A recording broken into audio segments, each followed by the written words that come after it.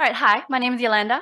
I'm presenting the last chapter of my PhD, which will be due very soon.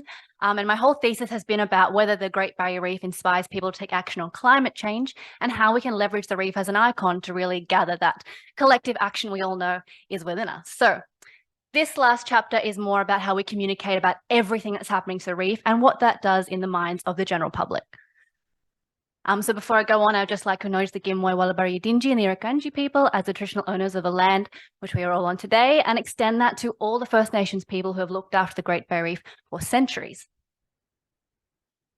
So, big surprise, no surprise to anyone here, the reef is under pressure. A lot of pressure from a lot of different things. Now that diagram on the screen, it's not an exhaustive list. It just shows you there's a lot of things happening to the reef. And you might see them in this room as connected, as some are quite big and global threats like climate change, some of them more local and visible threats. You might be able to see how they're all connected, how the solutions might be connected, how we all need to address them in parallel, while they might have different solutions, but the solutions are also the same solutions. This might make a lot of sense to people in the room. But what I want to look at is, well, what happens? How do you communicate this to the general public? Is this too much information? Like, it's a lot for me even. But what happens when you dump all this information on people and you say, hey, the reef's under threat. Here's all the things, right? There's climate change, which in itself increases this frequency and severity of all these different disturbances. Then you've got the really visible threats like water pollution. What does this do in the minds of the public, and what does that mean for action? So, communicating threats. Is it better to talk about a single threat like climate change, or is it better to tell everyone about everything that's happening to the reef? There are two really common ways that the threats to the reef are communicated to the general public. And you might have seen, I've seen today, there's been flyers put on the tables and they do use one of these two messages. One is climate change is the greatest threat to the reef, right? We need to address climate change, reduce emissions, ideally keep global warming to below 1.5 degrees, and we can save the reef. But then there's the other message. And the other message, both messages are completely true and both commonly used. Climate change is the greatest threat to the reef, but there's also local threats like water quality, overfishing, and addressing these local threats will help increase reef resilience, which will also help the reef against climate change. Two very different messages. Two very different messages.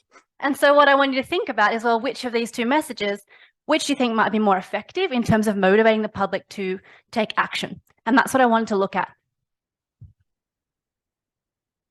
So before I can figure out, well, which message, what do those messages do in the minds of the general public? When they read those things, what is happening in here? But before I do that, I need to know what's already happening in here. What are people's, what we call mental models of what is happening to the reef? What do they look like? What do people already know about the threats to the reef? Where do people see themselves in terms of how they can influence what is happening to the reef? And so this is what I've done. So to get people's mental models, what they already know about the reef, it turns out is actually really hard to get what's in people's minds out of their minds without influencing what they say. Very hard. So I've done some interviews with random people from around Australia essentially, and asked them what they think about the things that influence the health of the reef. And I've gotten them to list things that they think influence the health and then talk about the actions that they think they can take. Once they've done that activity, we did a bit of a list, post-it note exercise. Then I show them one of those two messages about the reef, either just climate change or here are all the threats to the reef, what do you think? Then I ask them what they think. And then we go back to the list that they made, the mind map that they made, all their post-it notes, and say, well, now what do you think about this list that we made before? That's an example of what we did. So the yellow ones are threats to the reef that people listed. This is just an example. Most people listed about this many things, some a little bit less. Is about an average response from people. You can see people know quite a bit about the reef. We made sure to choose people who had no connection to science, conservation, anything the reef, or from different states in Australia. This is what an average response looked like. My voice is going so weird. I've had so many coffees today. So the yellow post-its are threats, the orange ones are actions, and the blue and white ones are things they listed after they were shown the message. So I just want everyone in the room to have a quick think.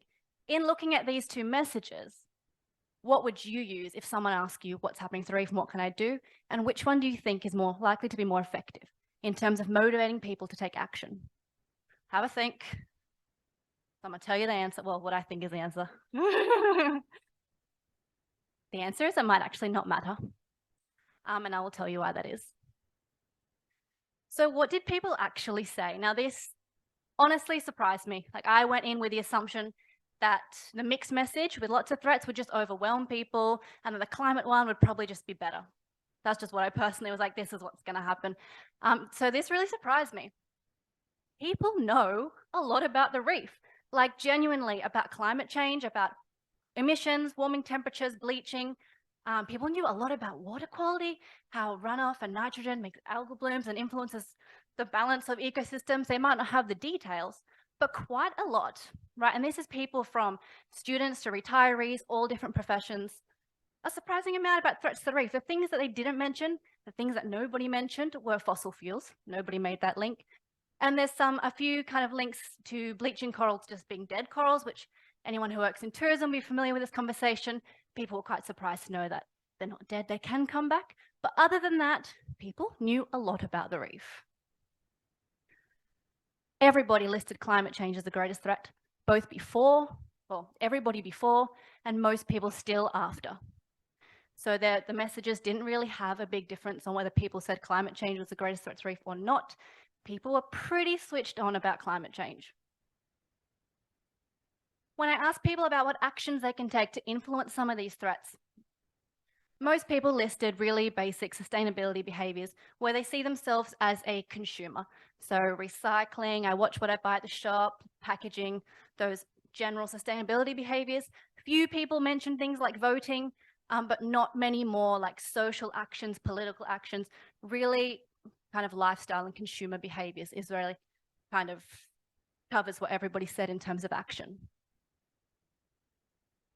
The interesting bit in terms of which message worked, no matter which one they got, they went, yeah, that's what I said. Doesn't matter if they got the climate message or the mixed threat message. When I was like, okay, what does this message make you think about the map that we made before? Like, does anything you want to change or add? Does it bring anything to mind? And they go, no, I think I passed the test. I said all that. I'll be like, when? I didn't. Did you? So people, what these messages really do, these short messages about all these threats to the reef, they're just reinforcing people's existing mental models. They know the reef's under threat.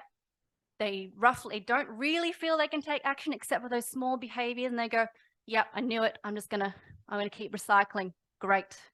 Didn't matter which one that they got.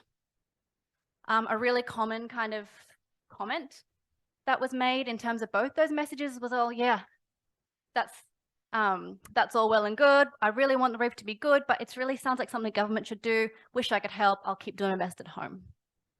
So that's that. I also interviewed practitioners. What I mean by practitioners, people who communicate about the reef's health. This could be from tourism, campaigners, scientists, and see what they had to say and how their mental models differed from the public and what they thought about my messages. And so the big differences were that the biggest difference was the actions. Practitioners list actions. They talk about individuals as citizens, as agents of change, those social actions, political actions, civic actions. Very few mention consumer actions, which is very different to the public who really don't see themselves as citizens. They all talked about the importance of building this sense of efficacy, making people feel they can do it. The biggest thing was I asked them, is anything missing from my messages? What would you add? And not one of them said it's missing a call to action. Not one of them. Whereas everyone in the public has said, well, yeah, 1.5 degrees, sure, that sounds great, but what does that mean for me?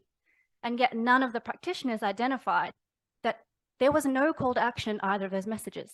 Nothing the public could tangibly take and be like, I'm going to do that thing. There was no thing. So I thought that was quite interesting. And I guess if I was to do another PhD, it's what I really got from this was it doesn't matter how much you talk about threats. And perhaps it's not where the time to talk about threats is over. It's time to talk about action and how we frame action. What are the calls to action? In what contexts are they most useful? Maybe different calls to action work better in different contexts. How specific do we need to be? We really need to hold people's hands, right? The reef can inspire action, but you need to show them what that action looks like, right? Hold their hands all the way. And that's how we drive people to take action for the reef. Thank you.